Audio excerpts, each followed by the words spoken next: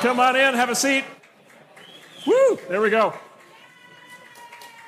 If you're looking for a seat, it's just like church. There's 2 more up here in front, 4 more over here. The closer you get to the stage, the more likely you go to heaven. For those of you who don't know me, my name is Charlie Rose Jr. I will be interviewing Peter Thiel today. Everybody here probably is aware of Peter by background. I will quickly recap his professional accomplishments as follows. Tech founder, CEO, venture capitalist, hedge fund manager, derivatives trader, corporate attorney, chess champion, political activist, book author, public speaker. We are thrilled to have him with us today. I'm really thrilled to be doing this. Peter is one of the people, I'm going to run the risk of embarrassing him. He's one of the people I respect the most in the world. And there's really 3 reasons for that. One is, Peter is, those of you who have followed him over the years or have known him or have read his book, is a truly interdisciplinary thinker. Like, he really draws threads together across fields.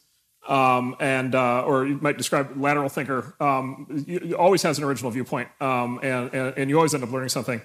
2 is, Peter, I give Peter a lot of credit for what's happening in the Valley right now, because I think Peter really raises the bar on the people around him.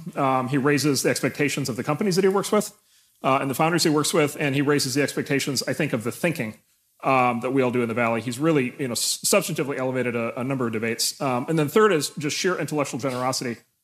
He's a teacher, and he was a teacher before the book. He was a teacher in his Stanford class. That resulted in the sort of bootleg notes, Blake Masters notes that went viral, and now he is a teacher through the form of this book. The book has come out. The book is called 0 to 1. The book tour has been very highly publicized. If you haven't, definitely go on Google News and type in Peter Thiel, and you will get a cornucopia of excitement. The book tour has gone highly viral itself. Many things Peter has said has gone viral, in part because, for some reason, when Peter says something pessimistic or negative, it immediately goes viral. But Peter also is an enormously optimistic person about many things. And so what I'd actually like to focus on today is the optimistic Peter Thiel. And so the things that Peter thinks are going well, the areas where Peter thinks that things could clearly be improved, and then in particular, given the nature of this audience, a little bit more of the how-to, which is like, okay, I got the basic idea, but like, how do I actually do X? How do I make the world a better place? How do I build a fantastic company? How do I build a monopoly?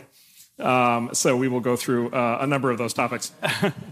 I would like to start, though, by going back in history to one of my favorite topics, which is PayPal, which is the company that Peter founded and ran. The PayPal story is amazing. I think everybody here has a general sense of the PayPal story. In particular, the founding story of PayPal has been quite well told, I think, and then also the fact that PayPal, of course, got bought by eBay and is now actually will become a separate public company again very shortly. When it splits, estimates are it'll be on the order of a $40 billion public company. So it's a very significant entrepreneurial achievement, business achievement. And then, of course, the PayPal Mafia has become central to Silicon Valley, and the people who are at PayPal have become, really formative and foundational people for the modern Valley. What I'd really like to focus on is what I think is the really dramatic part, which is the middle part, which is what happened after the founding, before the sale, because the world was a pretty exciting place. PayPal is an exciting company. So I'd like to set the stage by asking everybody to recall, if you're old enough, some of you were in elementary school at this time, but some of you will recall March of 2000, which was the high of the NASDAQ in the dot-com bubble, which was possibly the most exciting month of all time, because everything was going up and to the right, everything was working, everything was wonderful, all companies could raise infinite amounts of money at higher and higher valuations. The new economy had arrived, Silicon Valley was going to win everything, and all was going to be glorious. And so I'd like to start March of 2000 by asking you to describe what was the state of PayPal in March of 2000. Well, we at the start of the month, we merged Confinity and X.com, which was the company started by Elon Musk. PayPal was myself and Max Levchin. And the combined company had $15 million in the bank. Sorry, 1.5 or 5? 1.5. $15 million. We had a exponentially growing customer base because we had these referral programs where you got a new, if you signed up, you got $10. If you referred someone who signed up, you got $10. So we had a $20 customer acquisition cost.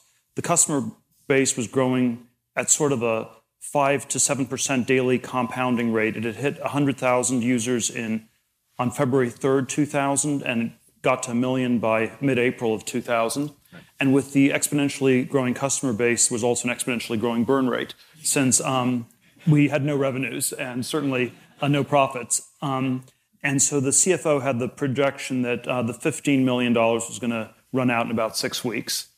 People did not seem especially worried about it at the time, but we did. Well, the reason they wouldn't be worried is because everybody knew you can always raise more money. You could always raise more money at a higher valuation. Anytime you want, right? I think, in fairness, Elon and myself were a little bit worried, and we sort of we managed to raise some money that month. So what was that? So what was that like? What was fundraising like in March of 2000 for a company like this? Well, it was much crazier. There's always this talk: are we in a bubble again today? And it's a complicated question. I don't think we are, but I think it's nothing compared to what it was at that time. So we had this round the world trip. There was one day we were in South Korea. There were 3 competing investor groups we met with. There was a professor from a university who was hiding behind a palm tree in the hotel to spy on us and steal internet business models from the U.S. So it was this frenzied thing. Everybody was trying to get in on the action. One group then took me to the airport, and I was running this new payment system, this new payment technology, and I was not able to buy a plane ticket. My credit card didn't work. I probably just didn't have enough credit on it or something.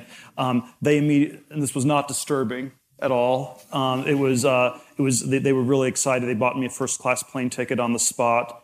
The next day, they called the law firm and said, where do we wire the money? And the law firm figured, okay, they must have signed all the paperwork, so they gave them the account. So they wired $5 million in. They had signed no paperwork. And then sort of the opening negotiation was, we're not telling you where the money came from. You have to take it. We're not telling you where you can send it back. And so, we did end up taking them as investors, but I sort of, there had been this period for a year and a half, 2 years, where things had been getting crazier and crazier, but there was sort of a sense in March 2000 that it was hard to imagine how it could go any crazier. Yeah. So, people sending $5 million without paperwork, okay, hard. And South Korea was a country where it was really hard to get money out at the time. Yeah. They still had all these capital controls, so it was phenomenal they got the money out. And so we closed on $100 million on Friday, March 31st, and the following Monday, the bottom fell out of the market. Okay. So then we had some time to build the business. So the bottom falls out of the market. I know it's always hard to think about these things in retrospect, but kind of the bottom falls out of the market in March or April. A lot of people, I just remember from the time, a lot of people, there were sort of equal arguments of okay, this is it. And I remember Roger McNamee, I think in particular, came out and said, this is it. You guys don't understand. The end is here. And then other people came out, and of course the conventional wisdom that had worked in the stock market for the preceding 8 years or so had been buy the dips. And so people said, woo, this is great. It's a buying opportunity because everything will go up and to the right again. It took a while for it to become clear what was actually happening. What was the view inside the company, and how were you and Elon kind of processing through this, especially given that I assume the burn continued then?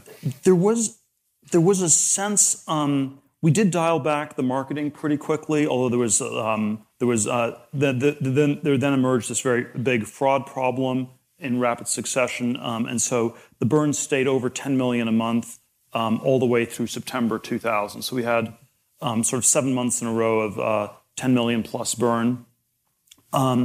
We kept raising some more money in these additional tranches, and there was, there was a sense, I think, in the few weeks afterwards that everything was over. But then I'd say that by the summer there was sort of a sense that there was actually still a lot of time left. And I remember having conversations. The 2 conversations I remember were mid-April. It was a group of friends, and we had this event on a Sunday, and it was, let's take a picture of everybody on the day the internet ended. Right. And that was actually, that day was the low. It went from 5,000 to 3,100, and then it recovered the next Monday. But then sort of end of August 2000, talking to one of my friends and was like, the NASDAQ was back at 4,200. It's going to go all the way to 6,000. And then it was after Labor Day 2000 when it just went straight down for month after month for 2 years. And so yeah, we had sort of all these blocking and tackling problems to deal with. It felt really, really chaotic on the inside. We got on top of the fraud problem starting in fall of 2000. We had all this money, so it's always good to have more capital rather than less. But certainly one downside was perhaps we didn't move quite as quickly in figuring out the business model. We had the business model in early 2000 was you were going to upsell people on financial services. And online banking customers were valued at $50,000 a customer, and so if we could acquire customers for $20 a piece, that was a great arbitrage. Yes, just upsell all of them to $50,000 online banking customers, and then sort of by fall of 2000, we had sort of zeroed in on just payments being the thing to do, and you had to just take a slice of all the money that went through the system. And is that when the eBay kind of attach happened? Was that at that stage, or had that already happened? They were sort of. Well, were you at that point the default payment system on eBay? Yeah, we'd started targeting eBay January 2000. I'd say it was 35% of the sellers on eBay were using us by April or May, so it was fairly heavily embedded. They had an alternate payment system called BillPoint. It was sort of a joint partnership between eBay and Wells Fargo. Wells Fargo didn't want to take any fraud risk, and so the product was. You can always get a product to be fraud-proof if it's unusable. Right. And so the bank had a bias to have a. Well, it's kind of on both sides. You can always take all the customers if you're willing to take all the fraud. You can always shut off all the fraud if you're willing to shut off all the customers. Yes. So one could argue there was a little bit of that. A little bit of both of those happening. So we were sort of on the customer side, and eBay was on the anti-fraud side. But so yes, it was this very. But then you had this very weird dynamic with eBay for the next 2.5 years, where it was sort of symbiotic, but it was sort of like they ran this big store, and there was a different company that ran the cash-out registers, and the people running the store could never figure out how to get their cash machines to work. If they just figured it out once, we'd be in trouble. They never seemed to quite be able to figure it out, though, and eventually they bought the company. So it's fall of 2000, going into winter of 2000, spring of 2001. It is now clear that the nuclear winter has arrived, and the money is shutting off. The particular thing I remember very vividly is taking Loud Cloud public in March of 2001. That was about the last point where it shut down. Yeah, our last money came in like April 2001. 2001, right? And I remember we were on the road for 3 weeks, and while we were on the road for 3 weeks in March of 2001, the NASDAQ dropped in half. And the significant, was it the NASDAQ dropped in half, or was it the tech stocks dropped in half? I think it might have been the NASDAQ might have dropped in half again. But literally all of our comps, the way you price IPOs is you price based on comparables of existing public companies. And literally we're on the road selling stock, and the comps all dropped in half.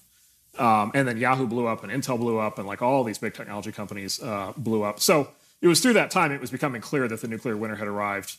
You guys still had the tiger by the tail in terms of you still had the growth, you had the eBay thing. How did you kind of process through, though? Okay, we really now are in a different environment. How different did the business plan get when it became crystal clear that the capital spigot was turning off? Well, we just dialed up the amount we charged to people. So we had this tagline in early 2000, always fast, free, and secure. And so there was a question: how do you charge customers if you say that your product's always going to be free?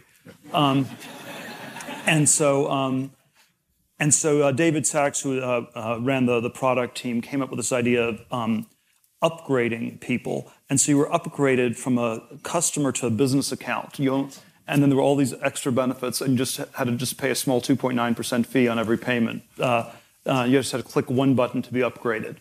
And one of the things that did work with the payments companies, once you had all these customers, you could actually upgrade people because you already had all the payment information. So there had been all these other companies that had been built on acquiring lots of customers and then upselling them later. And it turned out the day you tried to upsell them, they all left. Right. But in our case, we had very little attrition. Right. And then you took the company public? We took the company. So we got to break even in September 2001. We were the first company in the U.S. to file after 9/11. We filed end of September. We took it public in February of '02, and then eBay bought it in July of that year. So what was it like doing an IPO in February of 2002? It was probably, the sky was sort of still falling, but a lot of the sky at that point was on the floor. Well, there are a lot of crazy things. So there was certainly the press had become much more hostile in all these strange ways. That's like the understatement of all time. So there was they had gotten out their flamethrowers. I'm not going to get the quotes exactly right, but there was this article, sort of this column in I think it was the San Jose Mercury News around October of 2001 after we'd filed our IPO, and it was the title was "Earth to Palo Alto." And has anyone told these people that you can't have a company in which the average age of the executives in the S1 is 29 years old? You can't have we need a company that people think might be used for terrorist money laundering as badly as we need an anthrax epidemic, right. And on and on and on. When you file for an IPO, you get these S1 forms that you have to do with the SEC, and you get a reviewer from the SEC, and there's sort of a spectrum of people. Some are better, some are worse. And we had this one person named Gottlieb, who our lawyers in advance told us, there's one person who's just terrible. If you get this Gottlieb guy, and he sort of ideologically believed companies should not go public. They were all run by crooks. And so it was this crazy open-ended process where it would be things like, you have to disclose that you're not allowed to do business in Louisiana anymore. Mm-hmm. It's like, oh, well, that's news to us. Right. Yeah, well, I just talked to them. And, so he was seeking out reasons. So it would be like, I'm calling from the SEC to the state banking officials in Louisiana. Is PayPal allowed to do illegal banking activity in Louisiana? Answer, no. If they're engaged in illegal banking, they're not allowed to do that. And then he came back to the company and said, you have to disclose that. So it was sort of a rather crazy process. But we somehow got it public, just like you guys got Cloud public in February '02, and then there was always this complex negotiation with eBay for close to 2 years. And I think one of the types of negotiation that's always super complicated is when you have a sort of a bilateral monopoly, where you have one person who's a seller and one person who's a buyer. And it actually did make a lot of sense. And by that you mean it wasn't like there was anybody else eBay could buy. You were it, because you were already the default. Yes. And there was no real number two other than eBay itself. And then there was really nobody else for you to sell to at that point. Well, nobody else. People would be scared that eBay would shut us off. Right. So 75% of the volume was on eBay. Right. So we could only sell to eBay. It made a lot of sense to combine the companies because there were actually huge synergies. And so there was always this super complex question what the price was. Once you had it as a public company, you could just say some percentage premium to that. Well, let's talk about that for a second. So how many different deals almost happened before the actual merger?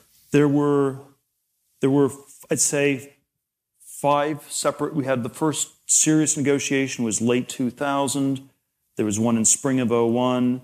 There was one in fall of '01. Right. There was one in March of '02, right after the IPO, that looked like it almost came together, and that fell apart. And then it was like, going to be this this crazy eBay PayPal war that was going to escalate. And then in June of 2002, there was this eBay convention in Anaheim, and it was sort of a big company. We managed to get a booth there, even though they weren't that friendly to us at the time. So we sent 30 people down to the convention, and we handed out all these PayPal T-shirts. And so they saw this sort of all their power sellers wearing PayPal T-shirts, and they at that point they decided to buy the company. Yeah. And did the price? Yes, they did. Did the price go continuously up through the negotiation? Do you think? I think it was about the same in June as it was in March, but again, it was in context where the market kept going down. Okay, right. Because on the one hand, you were growing, eBay was growing.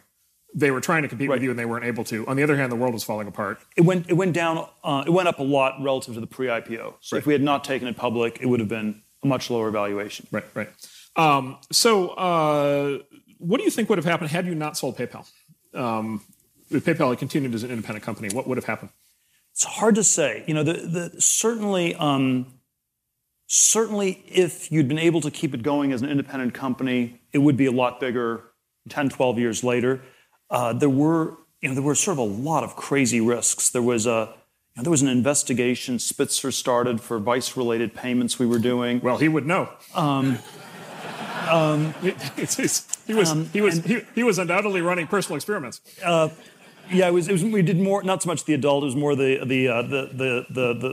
offshore sports betting sites, and we got the notice. The acquisition was announced on Monday, July 8, 2002. We got the notice on Tuesday, July 9, and so if you sort of had the counterfactual experiment, it would have been like probably the stock would have been hit 20 to 40%, and then the question is, would eBay have tried to take advantage of that to hurt the company? So there sort of are all these scary scenarios had it stayed a standalone company. But certainly there are all these postmortems, and we've debated many times whether it was the right thing to sell or not.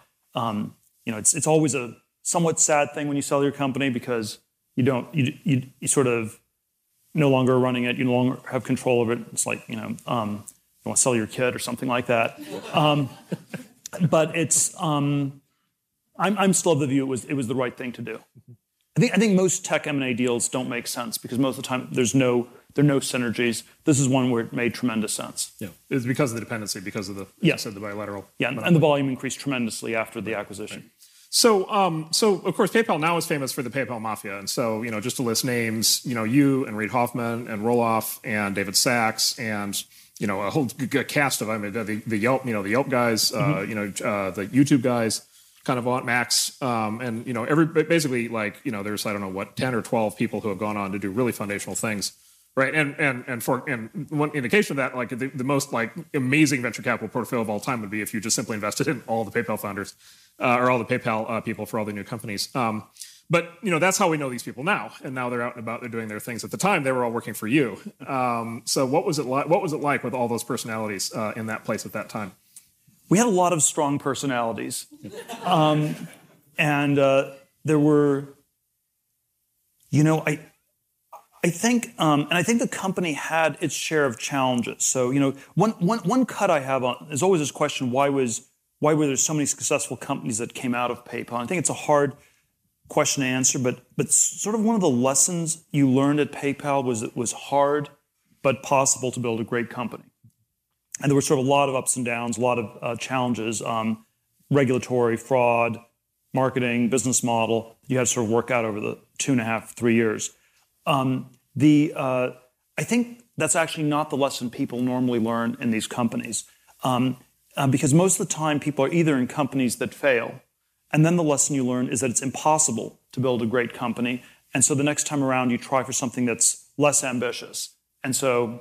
And then you certainly will not build a great company. Or you are in a company where everything works just phenomenally from day one, sort of like Microsoft or Google, where you then learn the lesson that it's easy to build a great company. And there's a way in which both the lesson that it's easy and the lesson that it's impossible are sort of equally wrong, because both lessons tell you that there's no point in working hard, or you don't need to work hard.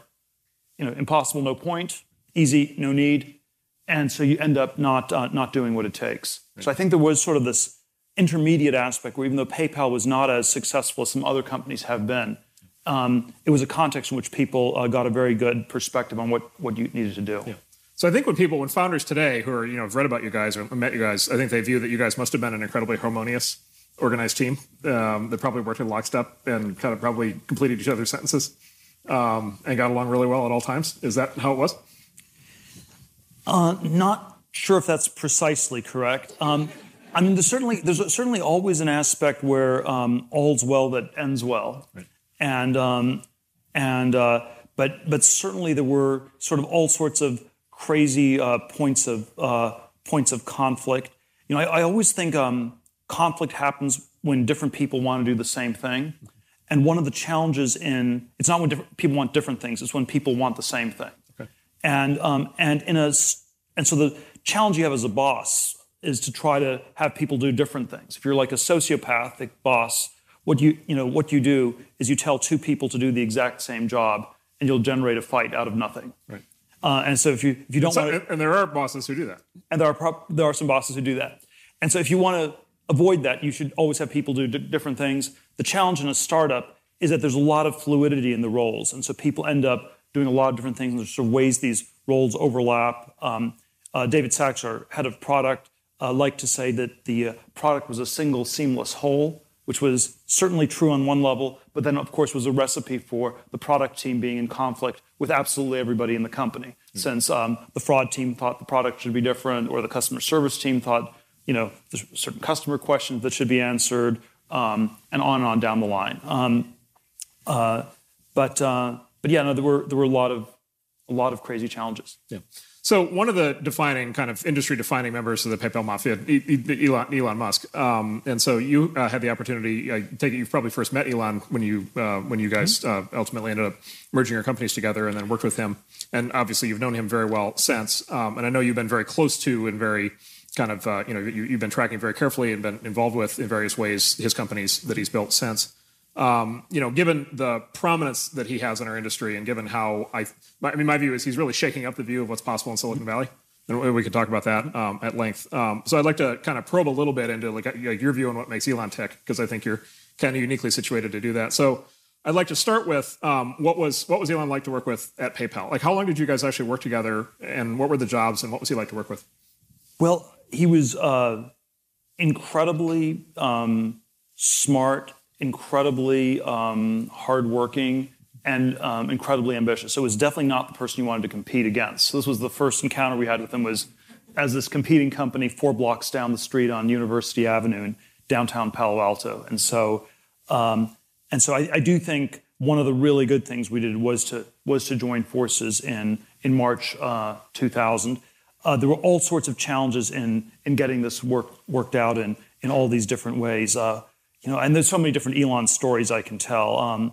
There was one, I believe this was literally the day of the market peak in March of 2000, and we were driving up to Sand Hill Road to meet with one of our VCs to brainstorm on how to raise some money. Elon had made a fair bit of money in his previous startup. Most of it had gone into X.com. $1 million had been spent on a McLaren X1 sports car. For those of you, this is worth a Google search. This car, well, it was the first $1 million sports car. It was something like that. It was basically the supercar of it. It's like just take the most extreme idea of what a car could be, and this was it. And we were driving up Sand Hill.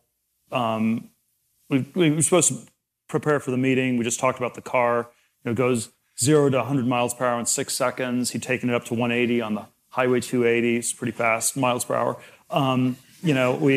We got to the part of Sand Hill right past Santa Cruz where it's sort of a 4-lane, 2-lane each way, 35 mile per hour zone.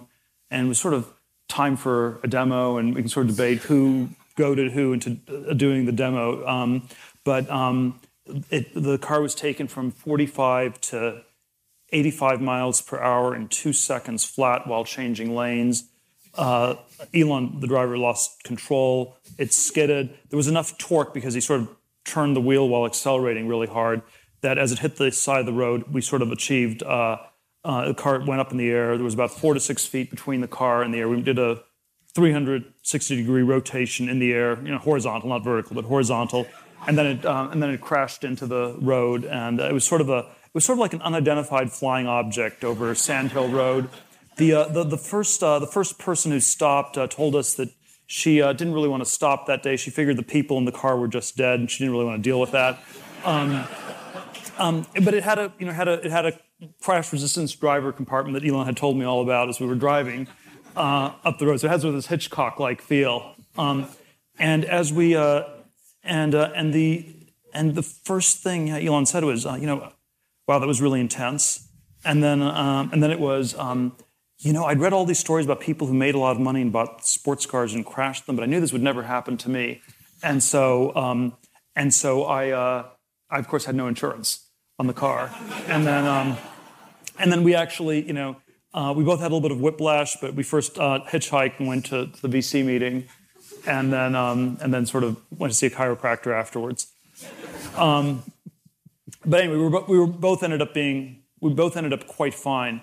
But there was there was always this sense that, and this is what I think is sort of remarkable about the Elon story in retrospect, there was always a sense that Elon really pushed the envelope, and certainly on the. Well, by the way, I just want to go back to it wasn't just the driving; it was he put this was his liquid net worth. Is that he put into the car? I think it was like 1/3 of it. Yeah, it was like a significant part. There was one of the investors I talked to years later who talked to us in summer of 2000 and said he didn't want to invest in the company because the CEO, Elon was living in a one-bedroom condo in Palo Alto at the time, and the CEO was clearly lying to him because he told him that his car was worth more than his house. Of course, it's not true. It was totally true. Right. And so anyway, there were sort of a lot of crazy stories like this. But I think I think certainly when Elon went on to start Tesla and SpaceX in sort of 02, 03, 04 timeframe, with respect to both companies, I think the conventional wisdom was that they were not going to succeed. Oh. It was way too ambitious. Oh, the conventional wisdom was he was out of his mind. Yes, something like that. I mean, you knew two things. You knew two things in life. You knew there would never be another American car company. And you knew that. You knew that because they made a movie about it, right? The last major American car company was called Tucker. And they made a movie about what a disaster it was and why you never, ever start a car company in the United States. And then SpaceX, there hadn't been a rocket ship company in 60 years? Yeah, so there's always sort of a half full, half empty version. I had a conversation with Elon in 2008 when the jury was still far from clear on either Tesla or SpaceX. We ended up investing in SpaceX as Founders Fund in 2008. It was sort of 6 years into the process, and people thought we were crazy to invest 6 years after they'd gotten started. And on the Tesla side, Elon's comment was, there hadn't been a new car company in the U.S. The last successful new car company in the U.S. had been Jeep, which was started in 1941. Right. And so, the standard interpretation would be, well, you can't start a new car company. Elon's interpretation was, it's about time for a new car company. Right. And so there's always a half full, half empty version of these things. Yeah. But I think, I would say if you take both SpaceX and Tesla, what I think did work and was perhaps very underrated for many years, in both cases, I always have this sort of anti-competition bias, and the competition was really weak. And so, and describe what you mean, which competition? Well, I think you want to aim. You don't want to go for the things that are the most competitive. Sort of opening a restaurant is my sort of the paradigm example of an intensely competitive and really bad business idea. And so, to the extent you're competing, you want to compete against industries that are where something's sort of off, and you can do something that's very, very different. And certainly, the U.S. car companies were very off. They weren't going to build an electric car ever. And so there was a way in which he picked really weak competition there. And then aerospace were these sort of weird quasi-government conglomerates that were pretty badly managed by the 2000s as well. So I think there was sort of an opening to do this. The thing that's, most of the innovation that we do involves some combination of brilliant breakthroughs and sort of step-by-step iteration. We're sort of very good at iteration. We're pretty good at occasionally coming up with brilliant breakthroughs. But I think both Tesla and SpaceX were stories that involved complex coordination where you needed to get a lot of different pieces to fit together in just the right way. And so if you ask, what was the real breakthrough with Tesla or the real breakthrough with SpaceX, it was actually that you had everything coordinated. I think something similar was probably true with the iPhone, with Apple. There was, no single part that was massively better than anything that had come before, but it was actually getting all these pieces together in just the right way. And there was sort of a vertical integration to that people generally did not do, and that I think he pulled off in both cases. Mm-hmm. So we have, I want to leave time for audience Q&A, but I want to hit a few more topics before we go to that. So you alluded earlier, let's just do a kind of a situation check on where we are in Silicon Valley right now. So you alluded earlier to I mean, obviously, there's been high concern for some time that there's a new bubble forming. Even some of us who have said there's no bubble have now started expressing public concerns about burn rate and loss of discipline. Money. You talked about the $5 million showing up the account. I haven't heard that specific story happen yet, but I wouldn't be surprised, given some of the activity, especially from money coming in from outside Silicon Valley. So, what's your assessment? What's a bubble? Why do you say? Why are you confident when you say not a bubble? Like, how do you think about that? I'm not sure you can ever be fully confident, but I think these, and we've had certainly a history of all these crazy bubbles for a few decades now. There was Japan had this crazy bubble in the 80s. You had the tech industry in the late 90s. You had the housing finance one in the last decade. So it's definitely reasonable to ask the question, is there another bubble? I tend to think the bubbles always required the public to be involved in a very big way. And there were these psychosocial phenomena on some level. And the public is not really involved because the companies are not going public till extremely late in the cycle. I mean, there may be, I haven't looked at the exact numbers, maybe 30 or 40 tech IPOs a year versus something like 300 in the late 90s. And so in this entire boom, the public has in some sense not really been involved. And is that more because they haven't been able to get involved? Well, they haven't been able to. Because they haven't wanted to. Well, they probably haven't wanted to. They're probably still burned. They probably haven't wanted to. Right. The companies haven't wanted them. Right. It's all sorts of different factors. But I would say the other thought on this bubble question is I think if you identify my candidate for where the bubble is today is it's the government printing money, it's the government bonds, it's minus 2% real interest rates, and so the things that are bubble-like are the things that are most like government bonds. So that's corporate bonds. It's probably housing, which is very powerfully linked to the interest rates. And then to some extent, it's stocks that act like bonds. So it's stocks that pay very high dividend yields. It's a lot of the old tech stocks like Oracle or IBM or Microsoft, where you financially model them like government bonds. And the most important variable in evaluating them is the discount rate. Most of the kinds of companies we invest in are actually the main variable that dominates is growth. How fast do they grow? And so if the bubble is centered on the risk-free interest rate, then you have to be careful of assets that are linked to the risk-free interest rate. And things that are actually linked to growth are very different. And so I don't know, sort of one way I've put it is, I have probably 3/4 of my net worth is in illiquid tech stocks in Silicon Valley. And it's because I believe there's a giant bubble centered on government bonds. And this is the furthest I can get from it. Government bonds. Yes. Furthest from government bonds. Interesting. So that actually leads me to another. You mentioned companies like Microsoft and Oracle. So you said you've been talking a little bit publicly on this topic. So take us through your theory on what's you. I think your nomenclature is tech companies and is it AntiTech Companies?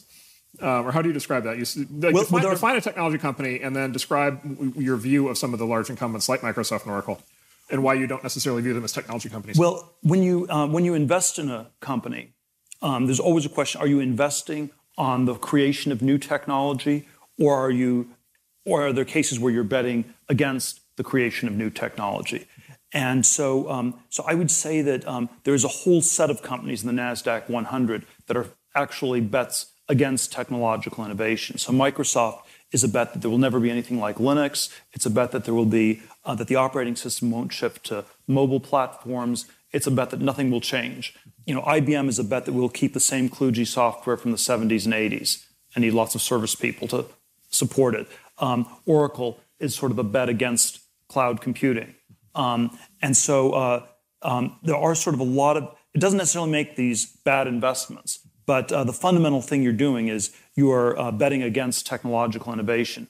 And this is always obscured because the companies themselves have this pro-tech narrative, because there was some point in history when they were actually technology companies. Microsoft was a technology company in the 80s, probably still in the 90s, much less so in 2014. But that's, when Microsoft recruits engineers in 2014, it doesn't say, you're working at a bank where we're just, money's just flowing as long as nothing happens elsewhere in the world.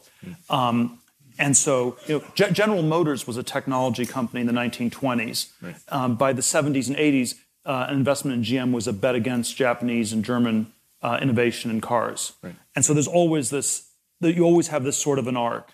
Right. Well, let's probe on that from one more direction. You talked in your book and on the book tour, you've talked a lot about your theory of monopoly versus commodity. And in a nutshell, right, Peter's thesis: two kinds of businesses, monopoly, commodity.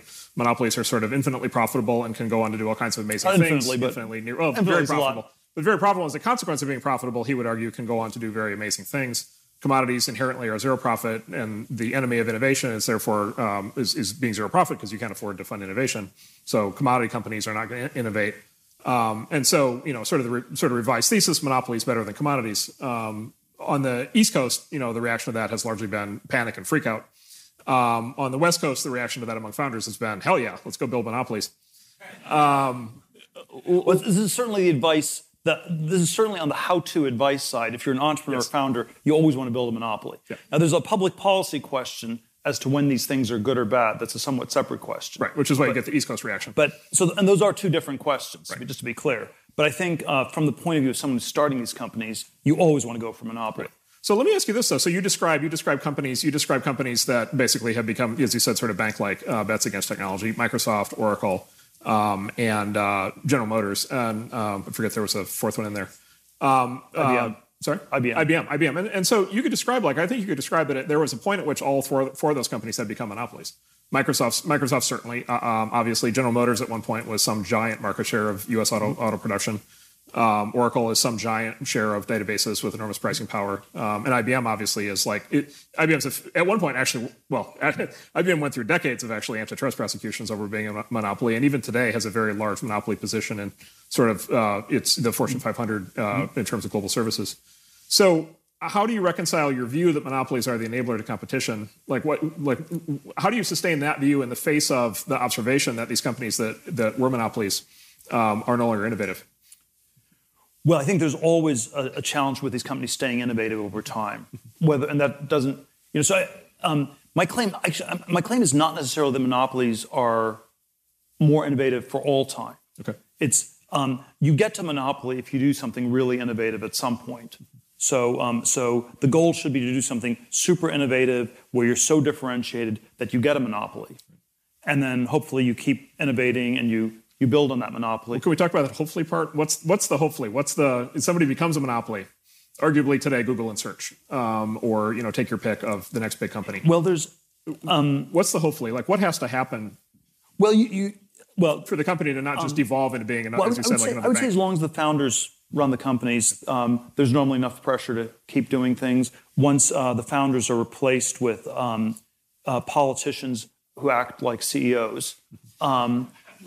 You end up with much less incremental stuff happening. So I do think I don't think Apple was much of a monopoly in '97 when Jobs took over again, but he shifted it from the home computer focus to the consumer electronics focus, and that's something that would have been very hard for someone who was just a politician CEO to do. So in historical terms, then that's sort of a bet on the great man thesis as opposed to the historical forces thesis, because the easiest thing in the world for a monopoly to do, and sort of the default position, is to stop innovating because they don't have to, right? It's like the motto for every successful monopoly is we don't care because we don't have to, right? And every time you deal with your cable company or any monopoly, you experience that, right? Most of the time these things decay over time. They decay, and so I guess I'm probing you whether you agree with this, which is by default monopolies will decay unless there is the quote great man, a great person, aka the founder. So it has to be an intrinsic motivation on the part of the founder to keep it going, or. Yeah, well, there's always a risk these things decay at some point, and certainly it's unlikely. I don't think it's necessary for the government to be that involved in regulating them because they normally actually do have some shelf life, at least in a space where you have continued innovation. Mm-hmm. The goal if you can get to a monopoly that lasts for a few decades, that's still much better than opening a restaurant. Yes. So let's keep it in context here. That I would agree with. Well, it depends on the restaurant. The food supply chain in the world right now is responsible for up to half of all carbon emissions for the current level of food output and the current kinds of food we consume. A hamburger consumes 350 gallons of water in its production cycle. I mean, just these crazy kind of out of control, food supply chain, energy supply chain things that clearly lead to, just massive. I mean, Beijing is already drowning in smog, right? You can imagine how much worse it could get if these trends continue. It seems like there should be a natural alliance of sort of very radical, innovative technologists with environmentalists. It seems like there's a shared agenda there, and yet that doesn't exist at all. Do you think that that's a bridge that can or should be crossed? Well, people should be trying to do a lot more on it. Certainly, I think always the people who are concerned about climate change and global warming, I always think they should be much more open to nuclear power. Right. As sort of like typically, they're the opposite. Typically, they want to go. It at least seems to me. Typically, they want to revert. They want less. I'm hopeful that it's a bit of a generational issue, where the anti-nuclear people are these boomers, these baby boomers who came of age in the 70s, and once they lose grip on power in the next decade or so, we may be able to have a nuclear renaissance in this country. Is that a hangover from 3 Mile Island, or is that something else? I think it was not so much the accidents as it was the dual use of nuclear power for both peaceful and military purposes. So people always cite 3 Mile Island in 1978 as a critical turning point. I think it might have actually been when India got the bomb in, I believe, 74 or 75, where we had given India all this reactor technology. We thought it could never be weaponized. It turned out it could be weaponized. And so there was something very scary about nuclear bombs, and it somehow didn't fully register till the late 60s and 70s. And I think that's what really triggered the anti-nuclear stuff. And are you making nuclear investments? We've started to look at this. Yeah. It's definitely, it's all these challenges with it, but we've started to look at it. Yeah, okay, good. So let me thank Peter very much. Thank you all for coming. Thank you very much.